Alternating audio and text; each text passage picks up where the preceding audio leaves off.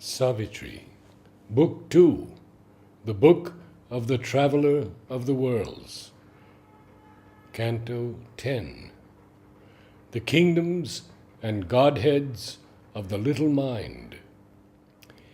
In her strong, purposeful, laborious mind, inventing her scheme lines of reality and the geometric curves of her time plan, she multiplied her slow half-cuts at truth.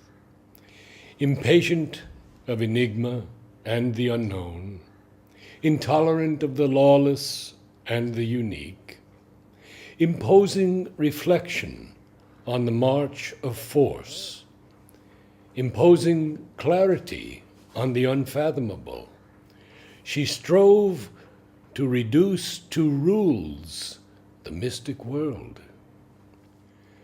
Nothing she knew, but all things hoped to know.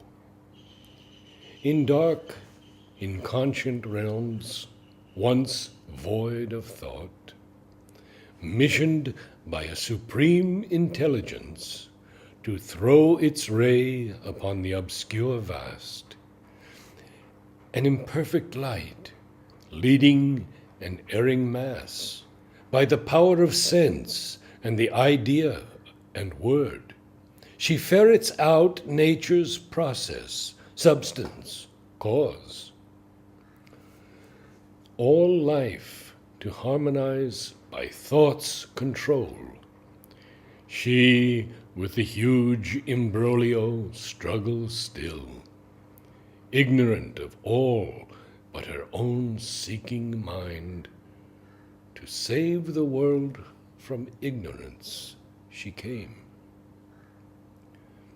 A sovereign worker through the centuries, observing and remolding all that is, confident she took up her stupendous charge. There the low, bent, and mighty figure sits, bowed under the arc lamps of her factory home, amid the clatter and ringing of her tools. A rigorous stare in her creative eyes, coercing the plastic stuff of cosmic mind, she sets the hard inventions of her brain in a pattern of eternal fixity, indifferent to the cosmic dumb demand, unconscious of too close realities, of the unspoken thought, the voiceless heart.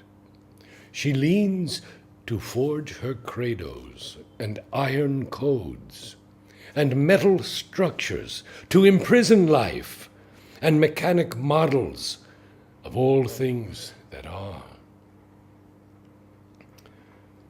For the world seen, she weaves a world conceived.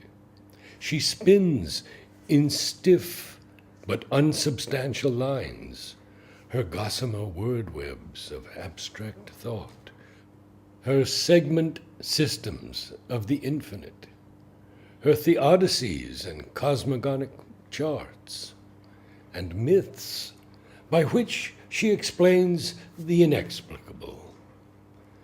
At will she spaces in thin air of mind, like maps in the schoolhouse of intellect hung, forcing wide truth into a narrow scheme, her numberless, warring, strict philosophies.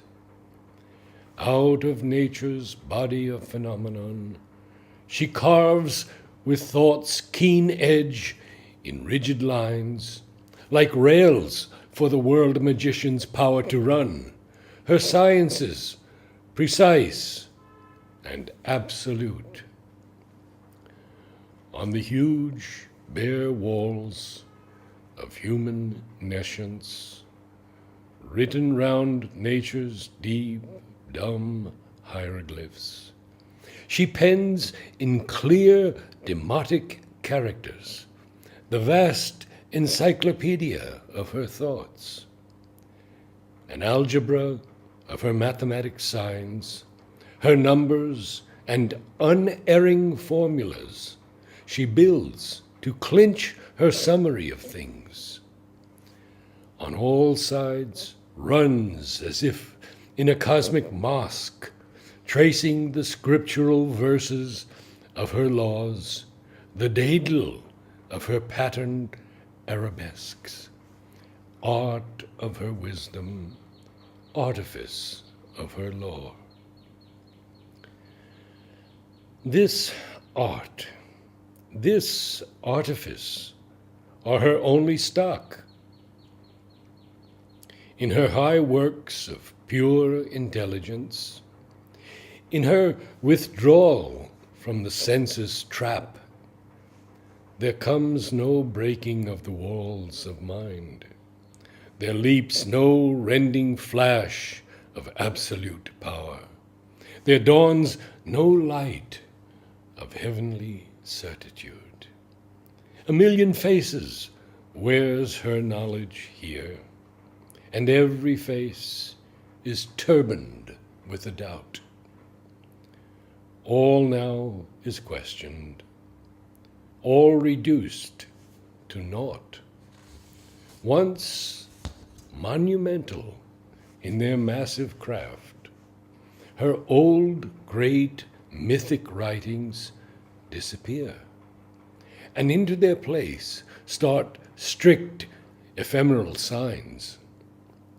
This constant change spells progress to her eyes. Her thought is an endless march without a goal. There is no summit on which she can stand and see in a single glance the infinite's whole. An inconclusive play is reason's toil. Each strong idea can use her as its tool. Accepting every brief, she pleads her case. Open to every thought, she cannot know.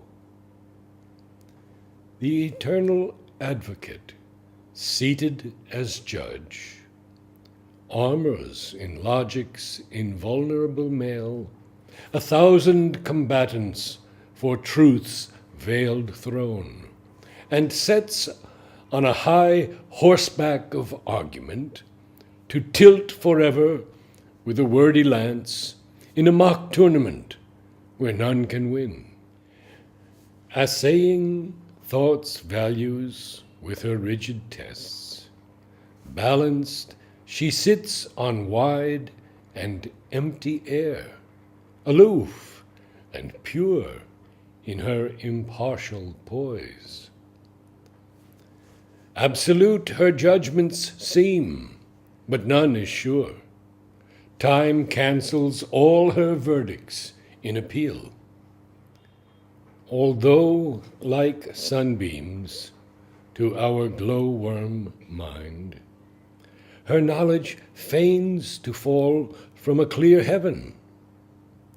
Its rays are a lantern's lustres in the night.